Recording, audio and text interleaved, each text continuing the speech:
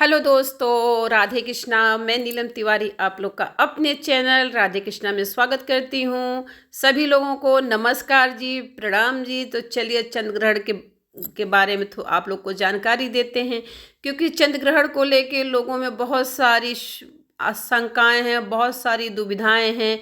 क्या होगा क्या नहीं, ऐसा कुछ नहीं है, डरने की कोई बात नहीं है। भारतवर्ष में जो है आंशिक चंद्र ग्रहण लग रहा है, लेकिन आंशिक लग रहा, प्रभाव तो पड़ना ही है, क्योंकि प्राकृतिक आपदाएं आ सकती हैं, युद्ध की संभावनाएं बढ़ सकती हैं, मौसम का उथल पुथल रहता है, मानव जीवन भी कहीं न कहीं प्रभावित होगा ही। 2023 तक ये जो है थोड़ा बहुत उथल पुथल मची रहेगी, तो घबराने की कोई बात नहीं है। अगर अच्छे दिन आते हैं तो बुरे दिन भी आते हैं, कोई दिक्कत नहीं इसका। चलिए हम अब ग्रहण के बारे में बात करते हैं। देखिए, जब चंद्र ग्रहण लगता है तो उसके 9 घंटे पहले सूतक लगता है।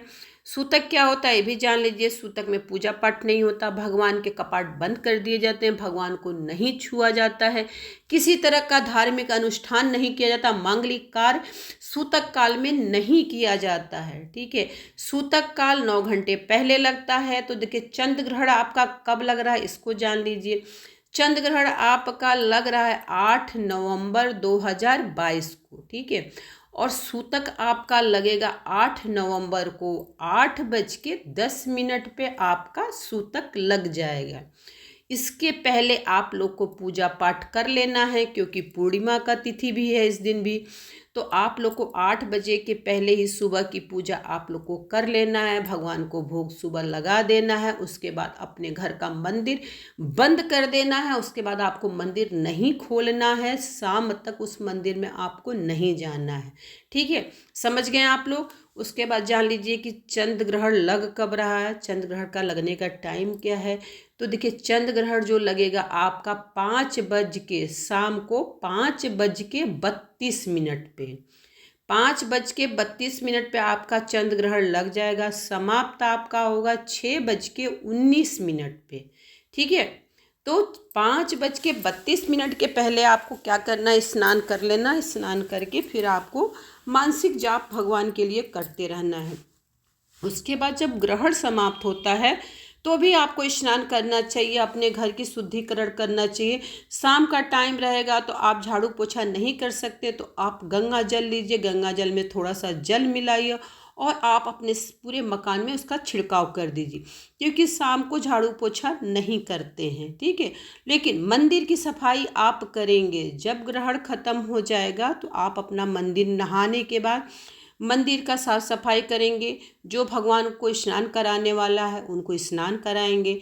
जिनको नहीं कराते, अगर आपके मंदिर में फोटो या तस्वीर है तो आप जल छिड़क के आप अपने मंदिर का शुद्धिकरण करेंगे। जल में गंगा जल अवश्य मिला लीजिएगा। ठीक है, तो इस तरह सूतक में आप खाना खा सकते हैं, पानी पी सकते हैं, चाय पानी पी सकते हैं, कुछ मना ही नहीं है। हाँ, ग्रहण काल में आपको बिल्कुल भी कुछ भी नहीं खाना है, कुछ भी अपने मुंह में एक तिनका भी मुंह में नहीं डालना है, क्योंकि इस समय भगवान जो होते हैं कष्ट में होते हैं।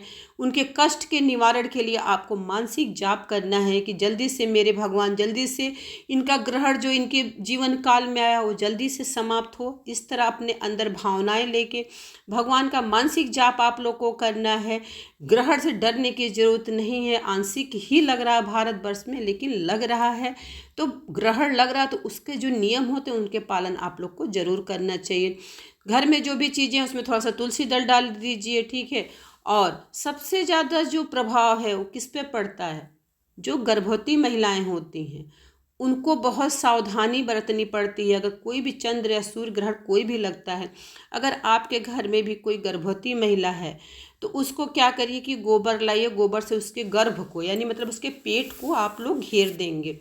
ठीक है, अगर आप लोग किसी शहर में रहते हैं, आपको गोबर नहीं मिल रहा है, तो अगर आपके पास कुश है, कुश रखा है, तो कुश का क्या करिए, बेल्ट जैसा बना के उनको पहना दीजिए, उनके कमर तक का पहना दीजिए। वो भी अगर आपके पास नहीं है तो आप तुलसी जी लीजिए, तुलसी जी को थोड़ा सा कूट लीजिए, उसमें से जो रस निकलता है उस रस से उनके गर्भ को घेर दीजिए, मतलब उनके पेट को घेर दीजिए अच्छे से। ठीक है, और उनसे बोल दीजिए कि जो भी गर्भवती महिलाएं हैं वो एक जगह बैठें, इधर उधर मत भ्रमण करें, क्योंकि ग्रहण काल चल रहा, पेट में उनके एक शिशु पल रहा, एक आत्मा का विकास उनके पेट में हो रहा है, तो उनको इधर उधर नहीं घूमना है। उनको भी मानसिक पूजा करनी ही करनी है, भगवान से प्रार्थना करना है कि हे प्रभु, मेरे गर्भ पे इस चंद्र ग्रहण का कोई भी प्रभाव मेरे बच्चे पे ना पड़े। क्योंकि मैंने देखा है कि जिनके बच्चों पे अगर चंद्र ग्रहण चाहे सूर्य ग्रहण का प्रभाव पड़ता है, तो कहीं न कहीं उनके अंग में कुछ न कुछ कमियां भगवान दे देते हैं। इसलिए ऐसा मत करिएगा। अगर आप गर्भवती, आपके घर में कोई है, चाहे आप स्वयं गर्भवती हैं और ये इस वीडियो को देख रही हैं, तो प्लीज़ आप अपना इन सब चीज़ों द्वारा अपना उपाय ज़रूर कर लीजिए, ठीक है। क्योंकि देखिए, बच्चों को कुछ हो जाएगा तो ये ठीक नहीं है, और उसको कुछ भी नहीं करना। हाँ, एक तुलसी दल आप अपने मुंह में भी ग्रहण कर लीजिए, मुंह में ग्रहण कर लीजिए, क्योंकि उसका रस जो है आपके अंदर जाएगा, वो आपके शिशु के लिए बहुत अच्छा होता है। ये आप जरूर कर लीजिएगा, इसको मत भूलिएगा। आप एक तुलसी जो दल है उसको अपने मुंह में ज़रूर डाल लीजिएगा, और इससे आपका जो बच्चा है उस पर कोई प्रभाव ग्रहण का नहीं पड़ेगा। क्योंकि जब आप जो चीज़ आप खाती हैं वो आपके जैसे आपके बच्चे को मिलता है। जब आप तुलसी जी को ग्रहण करेंगी और इस भावना से करेंगी, हे माँ तुलसी मेरे बच्चे की आप रक्षा करिए, यकीन मानिए आपका बच्चा स्वस्थ रहेगा। कुछ उसके ऊपर ग्रहण का एक थोड़ा सा भी उसके ऊपर कोई प्रभाव नहीं पड़ेगा। ये आजमाया हुआ चीज़ है, आप लोग कर सकते हैं, ठीक है।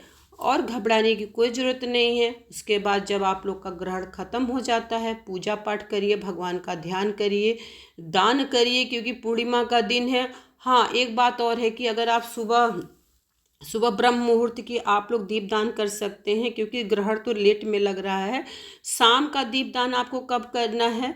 7 बजे के बाद आप अपना दीपदान कर लीजिए, क्योंकि इस दिन देव दीपावली भी है। समझिए दीपावली भैया दूज और जो 3 दिन का जो उधर रहता है जो दीपावली का, उसका फल भी आपको इसी दिन प्राप्त हो जाता है, ठीक है। क्योंकि इस दिन मान्यता है कि सारे देवता धरती पे आते हैं, तभी इसको देव दीपावली कहा जाता है। घर में आप 2-3 दीपक प्रज्वलित कर दीजिए, गेट के बाहर आप लोग को कर दीजिए, ठीक, बालकनी है उस पर भी 2-3 दीपक जला दीजिए, क्योंकि ये देव दीपावली है। देवता लोग धरती पे ज़रूर आते हैं, उनके स्वागत के लिए हम लोग को करना चाहिए। ग्रहण ख़त्म हो जाए 7 साढ़े 7 बजे आप ये काम कर सकती हैं। सुबह के टाइम आप ब्रह्म मुहूर्त में कर लीजिए, कोई बात नहीं है, ठीक है। सूतक काल में खा सकती हैं। अगर कोई मरीज है तो उसके लिए ग्रहण काल में भी कोई मनाही नहीं है। बच्चा है उसके लिए कोई मनाही नहीं, मान लीजिए छोटा सा बच्चा है उसको दूध पीना है तो उसको आप लोग दूध दीजिए, ऐसा नहीं कि उसको भी रोक दीजिए, ठीक है। जो लोग स्वस्थ हैं उन्हीं के लिए, जो लोग स्वस्थ होते हैं उन्हीं के लिए नियम होता है। मान लीजिए शारीरिक अस्वस्थता है तो वो नियमों का पालन नहीं कर सकते। आप अपना, अगर आप लोग को इस टाइम पे दवा लेना है तो आप दवा ले सकते हैं, चाय पानी पी सकते हैं। धन्यवाद जी।